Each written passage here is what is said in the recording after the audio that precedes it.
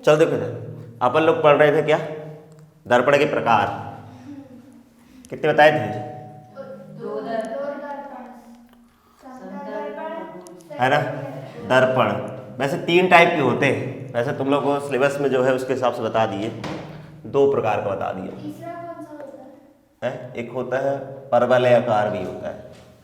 देखो दर्पण अपन 2 प्रकार के पढ़ रहे हैं, समतल दर्पण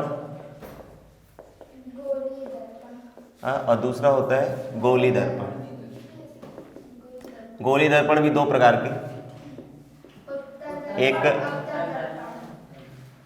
एक उत्तल होता है, ठीक है, और ये अवतल होता है, ठीक है। सबसे पहले अपन बात करते हैं समतल दर्पण की, है ना। समतल दर्पण कैसा होता है, समतल दर्पण में जो दर्पण का परावर्तक पृष्ठ होता है वो समतल होता है। ऐसे अपन ऐसा कर देते हैं, ऐसे एक लाइन बनाएंगे जो अपना समतल दर्पण होता है। ये दर्शाने का तरीका है, समतल दर्पण को ऐसे यहाँ पे एक ऐसे लाइन बना के इसे बता देते हैं, ठीक है। ये समतल दर्पण सीधा रहता है, एक सीधे प्लेट जैसे सीधा, है ना। जैसे कांच को अपन सीधे, एक प्लेन ग्लास है, ग्लास में अपन पॉलिश कर दे, सिंपल सीधा ग्लास है, कांच है, पारदर्शी होता है। वैसे एक सिंपल अगर पारदर्शी कांच है तो उससे परावर्तन नहीं होता है, उसमें क्या करते हैं पीछे की तरफ अपन पॉलिश करते हैं, उसको इंग्लिश में बोलते हैं पॉलिश, हिंदी बोलते हैं कलई करना, कलई। इसलिए कलई अच्छा नहीं है, इंग्लिश ही वर्ड ठीक है, ठीक है। कलई मतलब होता है पॉलिश करना। इसमें अपन क्या करते थे, पॉलिश कर देते हैं एक तरफ, किसकी, सिल्वर की। जनरली जो सिल्वर होता है चांदी बोलते हैं हिंदी में, है ना। नहीं जानते हो कि सिल्वर इंग्लिश में, है ना, सिल्वर बोलते हैं चांदी को। चांदी पता है, सिल्वर नहीं पता। तो सिल्वर की कोटिंग कर देते ज़्यादातर, क्योंकि सिल्वर जो होता है वो परावर्तक होता है। अच्छा, तो कांच से परावर्तन नहीं होता है, जो पीछे चांदी लगी होती है ना, जिस तरह अपन पॉलिश कर देंगे, जब लाइट अंदर जाती है तो चांदी से परावर्तन होता है उसका। क्या क्या बोल रही है, तो जो चांदी लगी होती है वो परावर्तन करती है, कांच नहीं करता, कांच से तो आर पार हो जाता है। इसलिए पीछे अपन जब पॉलिश कर देते हैं तो पॉलिश युक्त जो सतह होती है उससे परावर्तन होता है प्रकाश का, है ना। तो वो जब अपन कांच की सतह पर, कोई भी सतह हो कांच की पारदर्शी है अगर, तो उसके एक तरफ पॉलिश कर देंगे तो वो दर्पण बन जाएगा, ठीक है। पॉलिश कर देते हैं, कलई कर देते हैं तो दर्पण बनता है। एक सिंपल अगर समतल है, समतल सतह है, कांच है, समतल है, और उससे पॉलिश कर देंगे तो समतल दर्पण बनेगा। और अगर गोली है, कांच का गोला है, ठीक है, कांच का कोई गोला है, उसको काट के, मान लो खोखला गोला, प्लास्टिक वाली बॉल आती है जैसे खोखली रहती है, वैसे मान लो कांच का होता खोखला गोला, और उसको काट के अपन लोग क्या करें, एक भाग में पॉलिश कर दें। मान लो ये गोला है, खोखला गोला है, खोखला मतलब अंदर कुछ नहीं, कांच का है, उसको अपन काटने के 2 तरीके हो सकते हैं। एक तो ऐसे काटो, मतलब इतना काट के इतना भाग, ये अपन इतना भाग यूज में ले लें, पूरा नहीं लेते, और ऐसा या फिर इस तरफ काट के, और अपन क्या करें, अब ऐसे एक पार्ट ले लें, इसका टुकड़ा ले लें, और इसके मान लो अपन यहाँ पे पॉलिश कर दे, अंदर वाले भाग में पॉलिश कर दे। अगर अंदर वाले भाग में पॉलिश करेंगे ऐसा, ये जो अपना दर्पण है ऐसा एक दिखेगा ऐसा, ये होगा उत्तल दर्पण, ठीक है। और अगर अपन क्या करें, बाहर वाले भाग में पॉलिश कर दें, है ना। अब कैसे पता चल रहा है अंदर वाला कौन सा है, बाहर वाला भाग कौन सा है,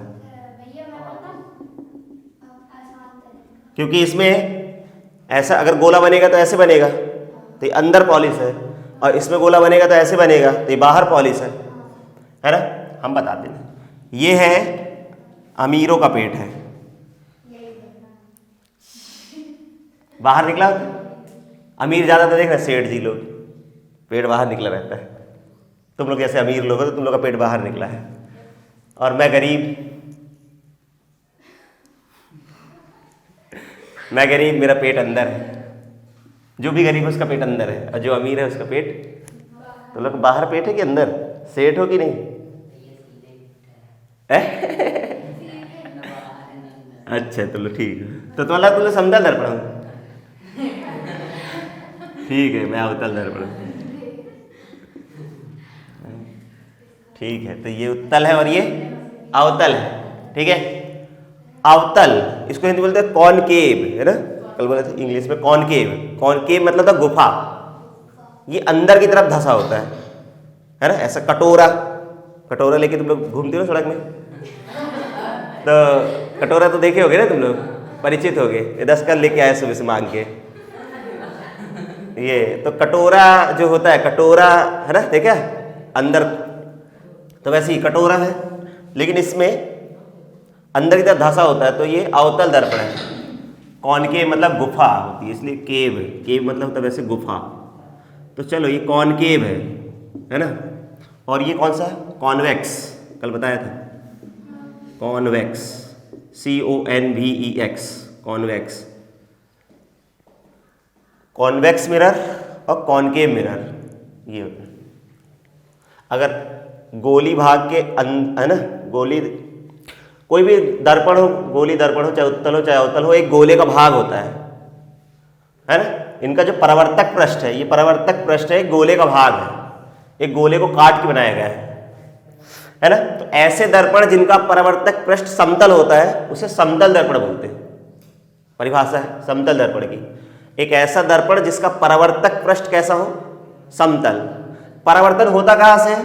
अपन लोग मानते हैं कि ये इस तरफ वाली सतह से परावर्तन, जहाँ जिस तरफ पॉलिश होता है, इस तरफ पॉलिश है तो यहाँ से परावर्तन नहीं होगा। अगर प्रकाश यहाँ से आएगा ना, इससे परावर्तन नहीं होगा, इधर से जब आएगा तो परावर्तन होगा, उल्टे तरफ से होता है, ऐसा मानते हैं। तो जहाँ पॉलिश है उसके अपोजिट साइड से क्या होता है, प्रकाश का परावर्तन। तो यहाँ से प्रकाश जब आएगा तो यहाँ परावर्तित होकर जाएगा, और अगर इधर से आएगा तो नहीं होगा परावर्तन, उल्टा। तुम दर्पण के पीछे खड़े हो जाओ, तुमको प्रतिबिंब नहीं दिखेगा, सामने खड़ा होना पड़ता है, वैसे ही। तो इसमें और इसमें यहाँ पे, यहाँ से परावर्तन होगा अंदर वाली सतह से, बाहर वाली सतह से नहीं होगा। इसमें अंदर वाली, बाहर वाली सतह से होता है, इसमें परावर्तन बाहर वाली सतह से होता है, इसमें परावर्तन अंदर वाली सतह से होता है। अंदर समझ रहे हो? अंदर मैं ऐसे समझा रहा हूँ कि ये गोला बनेगा तो ये अंदर कहलाएगा, और ये बाहरी वाली सतह कहलाएगी इसमें, और इसमें गोला यहाँ बनेगा तो ये अंदर वाली सतह और ये बाहर वाली। इसमें बाहर वाली सतह से परावर्तन होता है, इसमें अंदर वाली सतह से। और ऐसे दर्पण जिनका परावर्तक पृष्ठ गोली हो उसे बोलते हैं गोली दर्पण, है ना। तो सबसे पहले तो तुम लोग समतल दर्पण की परिभाषा लिखेंगे अपन लोग, फिर इसके बाद आगे बढ़ते हैं, ठीक है। कॉनकेव कॉन्वेक्स को तो डिटेल में पढ़ना है, इसको मिटा देता हूँ थोड़ा सा, फिर अपन फिर से बनाएंगे। अब देखो समतल दर्पण की बात करें तो सबसे पहले समतल दर्पण की परिभाषा लिख लेते हैं, ठीक है। समतल दर्पण, लिखो, ऐसा दर्पण, ऐसा दर्पण, दर्पण मतलब मिरर, ऐसा दर्पण जिसका परावर्तक पृष्ठ क्या हो, एक ऐसा दर्पण जिसका परावर्तक पृष्ठ क्या हो, समतल, समतल दर्पण कहलाता है।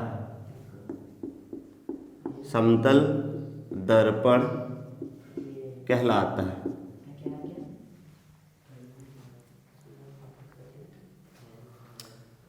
अब देखो समतल दर्पण से बनने वाले प्रतिबिंब की विशेषताएं। समतल दर्पण से जो प्रतिबिंब बनता है, समतल दर्पण से बनने वाले प्रतिबिंब की विशेषताएं,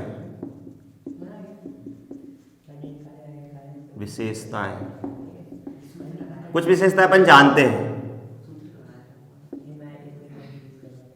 समतल दर्पण से बनने वाले प्रतिबिंब की विशेषता मतलब जो प्रतिबिंब बनता है वो कैसा होता है, कैसा होता है। आज सुबह गए होगे, देखे होगे अपना चेहरा, तो कैसे दिखता है? डर गए थे कि नहीं डरे थे? नहीं डरे? काहे? नहा के गए थे? अच्छा, मेकअप की बात, तो ठीक है। समतल दर्पण से बनने वाले प्रतिबिंब की विशेषता है, सबसे पहला जो दर्पण में उनको प्रतिबिंब दिखता है है ना, वो होता है आभासी, और आभासी के साथ साथ सीधा दिखता है। सीधा का मतलब यहाँ पे है कि सीधा मतलब सर ऊपर रहता है, पैर नीचे ही रहता है, सीधा दिखता है। अपन जब दर्पण के सामने खड़े होते हैं तो सर ऊपर नहीं रहता है, पैर नीचे ही रहते हैं, तो उसको बोलते हैं सीधा प्रतिबिंब। और सीधा है उसके साथ है वो आभासी, वास्तव में ऐसा लगता है कि प्रतिबिंब पीछे बन रहा है ना, जैसे लगता है कि एक सामने भूत खड़ा है, उसका सामने खड़ा है एक और भूत खड़ा है।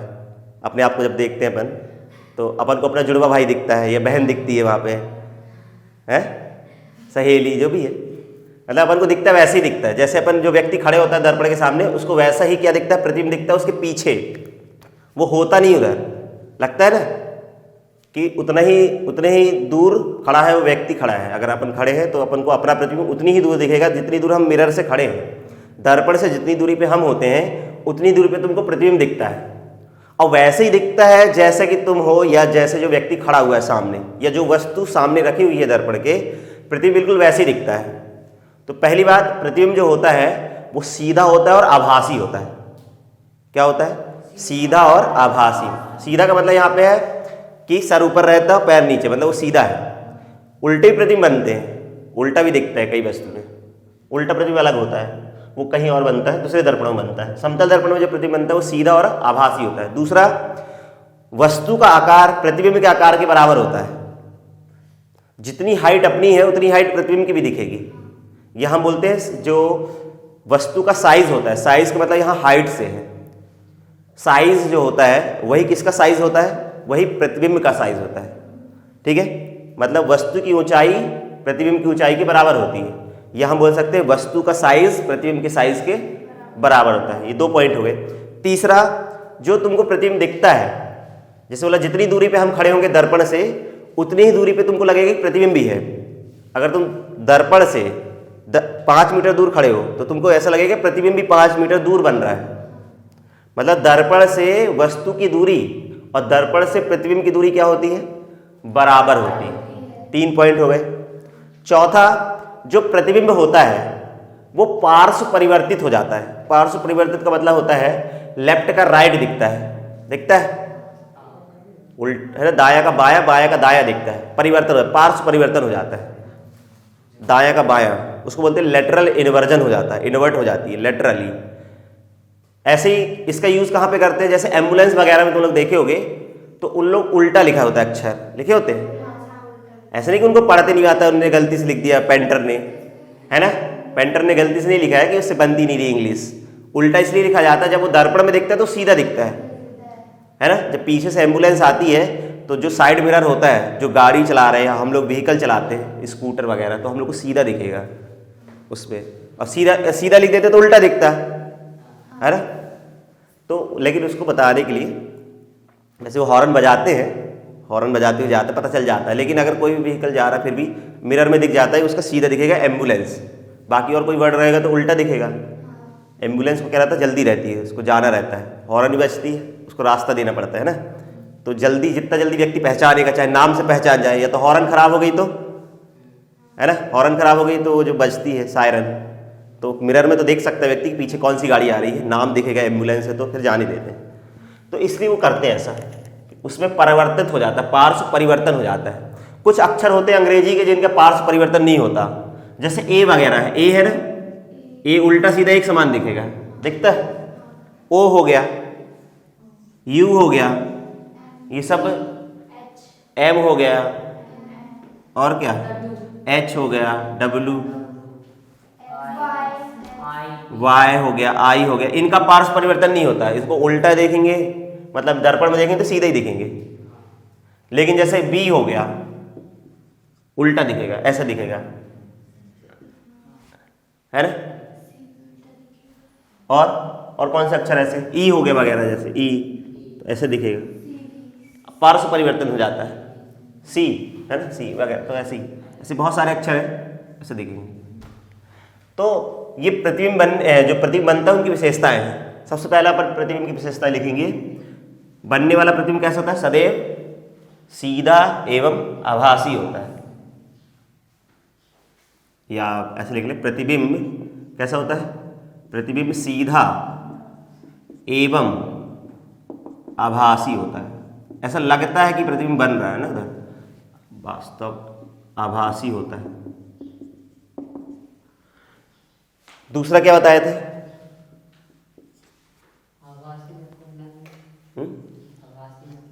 ऐसा लगता है, आभास होता है अपन को, है नहीं पीछे, है तुम चले जाओ उससे हाथ मिलाने अपने दोस्त से, ऐसा आभास होता है कि वहां पे प्रतिबिंब है। हाँ, दूसरा क्या बताए थे? वो सीधा आभासी होता है ना। हाँ। और वो प्रतिबिंब का साइज वस्तु के साइज के बराबर होता है। प्रतिबिंब का साइज, हाँ आकार भी लिख सकते हो, जैसे तुम्हारी बुक में साइज ही लिखा है, साइज इंग्लिश वर्ड है लेकिन हिंदी में उसका मतलब होता है आकार, ऐसे लिख लो। प्रतिबिंब का साइज वस्तु के साइज के बराबर होता है, वस्तु के साइज के बराबर होता है, बराबर होता है। तीसरा क्या बताए थे? ऐसे का ऐसे हो जाता है। ऐसे का ऐसा उसको बोलते हैं पार्श। पार्श्व परिवर्तन, उसको बाद में लिखेंगे। अपन एक और लिखते हैं कि प्रतिबिंब की दर्पण से दूरी वस्तु की दर्पण से दूरी के बराबर होती है। ठीक, प्रतिबिंब को इंग्लिश में क्या बोलते हैं पता है? इमेज बोलते हैं। प्रतिबिंब की दर्पण से दूरी, प्रतिबिंब से दर्पण की दूरी वस्तु की दर्पण से दूरी के बराबर होती है, या ऐसे लिख सकते हैं प्रतिबिंब और वस्तु की दर्पण से दूरियां बराबर होती हैं। प्रतिबिंब की दर्पण से दूरी वस्तु की दर्पण से दूरी, वस्तु की दर्पण से दूरी के बराबर होती है।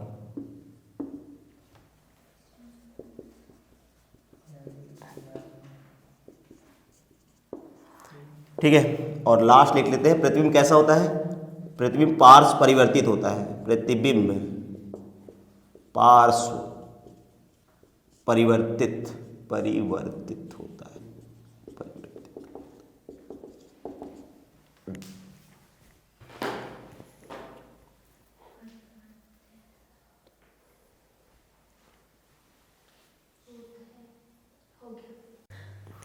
क्या बोले?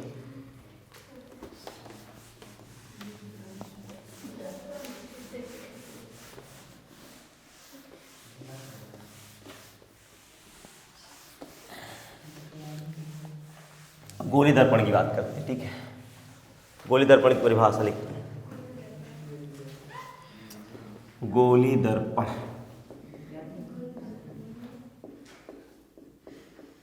क्या परिभाषा हो जाएगी इसकी? जैसे समतल दर्पण के अपन ने लिखा था, ऐसा दर्पण जिसका परावर्तक पृष्ठ समतल होता है वो कहलाता है समतल दर्पण। अब इस, हाँ, ऐसा दर्पण जिनका परावर्तक पृष्ठ गोली हो, गोली दर्पण कहलाते हैं। लिख लो परिभाषा, है ना? चाहो तो बुक की भी लिख सकते हो, बुक में भी दिया है। नहीं लिखना। ऐसे दर्पण जिनका परावर्तक पृष्ठ,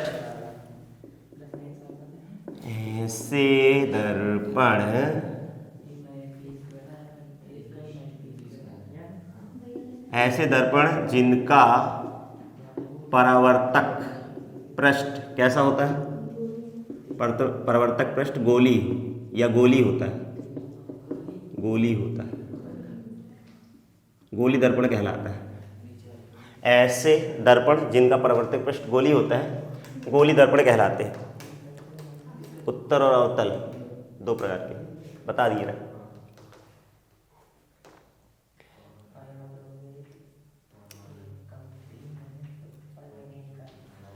अब बात करते हैं थोड़ा सा दर्पण से संबंधित कुछ परिभाषाओं की। ठीक है, ये दर्पण की परिभाषा लिखने पर, अब गोली दर्पण से संबंधित परिभाषाएं। ठीक है, गोली दर्पण से संबंधित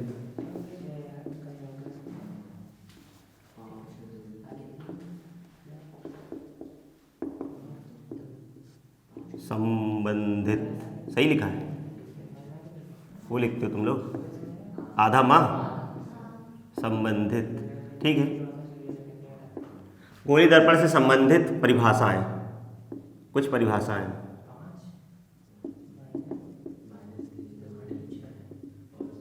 ठीक है, समझते हैं। कुछ परिभाषाएं हैं जैसे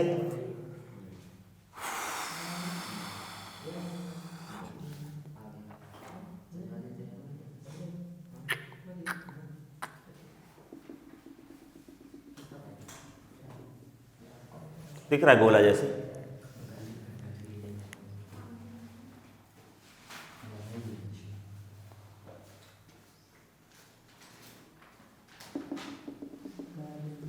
राउंडर है तुम लोग पास,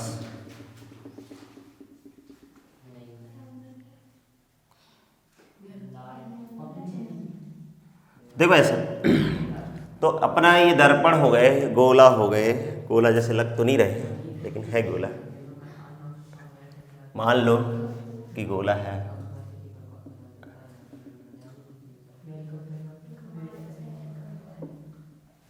चलो देखो, तो ऐसा कोई दर्पण है या कोई भी दर्पण है, मान लो ये उत्तल वाला है, तो इसको अपन ने किसी गोले से काट के बनाया होगा, क्योंकि ये किसी न किसी गोले का तो भाग होगा, गोले को काट के बनाया गया होगा। इसी तरह ये भी कुछ काट ही बनाया गया होगा किसी किसी को। तो गोली दर्पण का परावर्तक पृष्ठ जिस गोले का भाग होता है उस गोले का कोई ना कोई केंद्र भी तो होगा, क्योंकि हर गोले का केंद्र होता है। जिस गोले को काट के अपन ने इसको निकाला है उसका केंद्र रहा होगा, है ना। तो उस गोले के केंद्र को हम वक्रता केंद्र बोलते हैं, इसको सी से प्रदर्शित करते हैं, सेंटर ऑफ कर्वेचर बोलते हैं, ठीक है, वक्रता केंद्र बोलते हैं हिंदी में।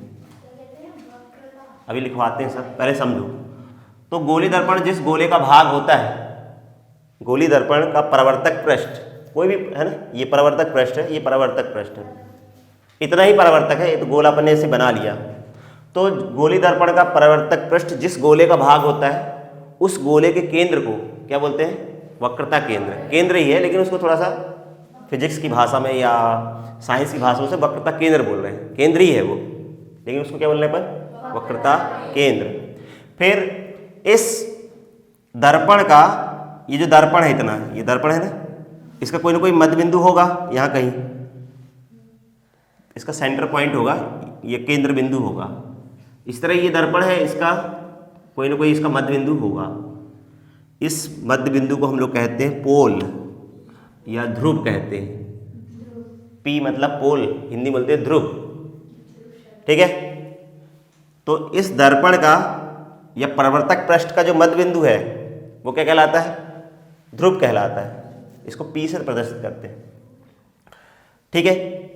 अगली चीज, ये ध्रुव और वक्रता केंद्र से एक लाइन जाती है, एक रेखा जाती है, उसे हम लोग बोलते हैं मुख्य अक्ष, इसे बोलते हैं मुख्य अक्ष, इसे बोलते हैं ध्रुव। इसे क्या कहते हैं, इसे कहते हैं वक्रता केंद्र। ये दोनों वक्रता केंद्र हैं, ये सी, समझ गए।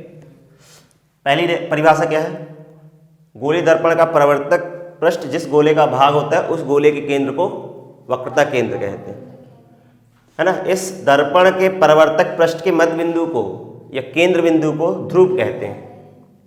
और एक ऐसी रेखा जो ध्रुव और वक्रता केंद्र से होके जाती है उसे बोलते हैं मुख्य अक्ष।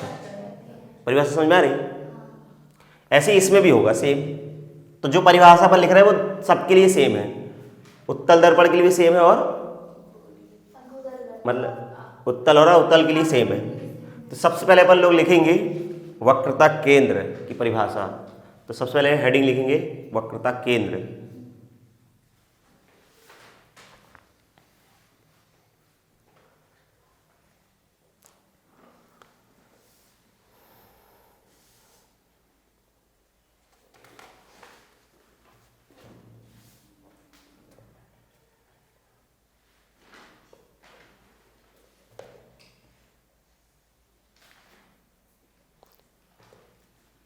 उत्तल और अवतल की परिभाषा खुद से लिख लोगे, बुक में वैसे दी हुई है, जैसे अवतल की क्या दिया है, गोली दर्पण जिसका परावर्तक पृष्ठ अंदर की ओर होता है, बताए थे ना, ये अंदर की ओर है तो अवतल कहलाएगा। परावर्तक पृष्ठ इस गोले के अंदर की तरफ है और बाहर की तरफ है तो वो क्या है, बाहर की तरफ है तो परावर्तक पृष्ठ यदि बाहर की तरफ होगा तो वो उत्तल कहलाएगा। उत्तल कहलाएगा।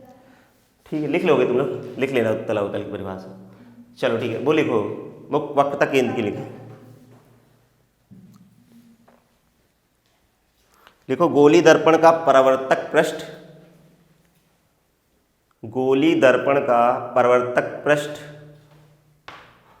जल्दी जल्दी लिखो। गोली दर्पण का परावर्तक पृष्ठ एक गोले का भाग होता है।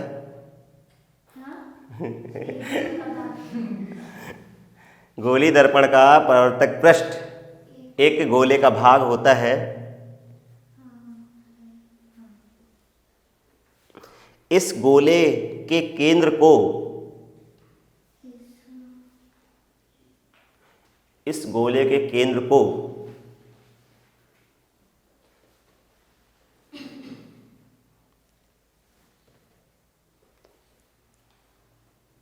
वक्रता केंद्र कहते हैं। इस गोले के केंद्र को वक्रता केंद्र कहते हैं।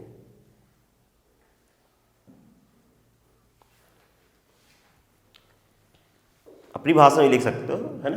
गोली दर्पण जिस गोले का भाग होता है उस गोले के केंद्र को वक्रता केंद्र कहते हैं। इसे C से प्रदर्शित करते हैं, बड़ा C से, इसे C से प्रदर्शित करते हैं, इसे C से प्रदर्शित करते हैं। अगला लिखो पगला लोग, अगली डेफिनेशन लिखें ध्रुव, पोल, POLE, पोल, ध्रुव।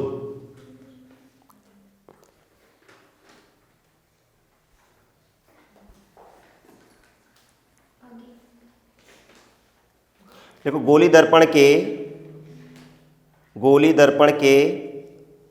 परावर्तक पृष्ठ, गोली दर्पण के परावर्तक पृष्ठ के केंद्र को,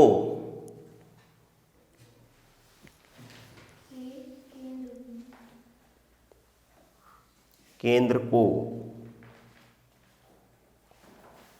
दर्पण का ध्रुव कहते हैं।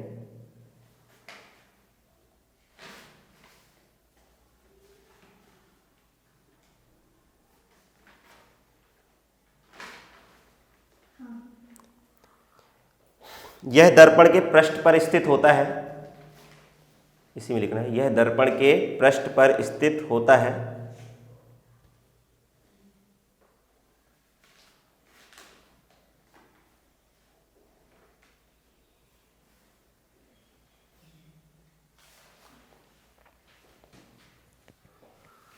और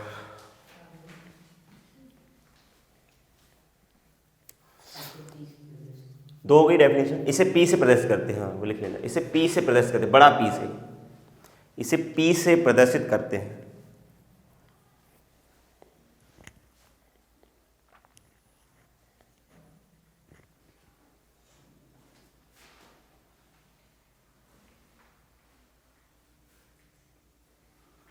ठीक है, फिर तीसरी डेफिनेशन ये लिख लो, वक्रता त्रिज्या लिखो, फिर अपन मुख्य अक्ष को बाद में लिखेंगे। वक्रता त्रिज्या लिखो, जैसे वक्रता केंद्र है वैसे वक्रता त्रिज्या होती है।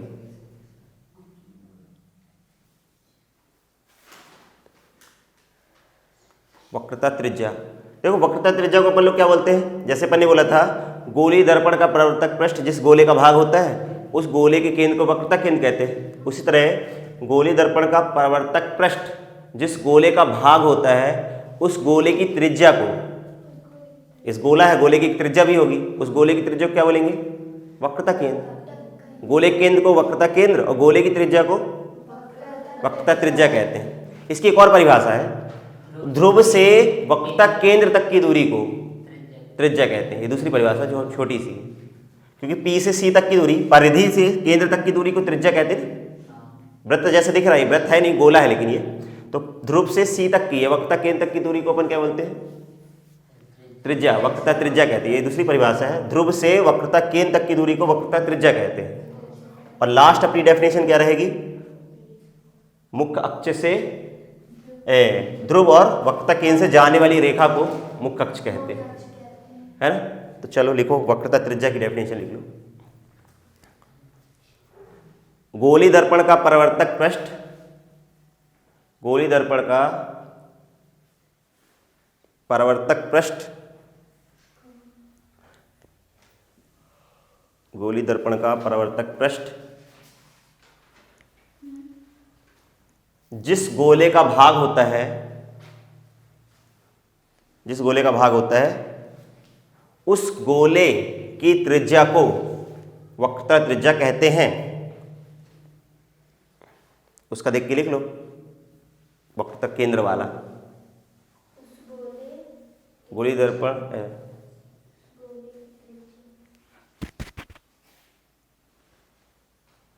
गोली दर्पण का परावर्तक पृष्ठ जिस गोले का भाग होता है उस गोले की त्रिज्या को वक्रता त्रिज्या कहते हैं। और लास्ट डेफिनेशन लिख लेना, ध्रुव और वक्रता केंद्र से जाने वाली, ध्रुव और वक्रता केंद्र से जाने वाली रेखा को मुख्य अक्ष कहते हैं।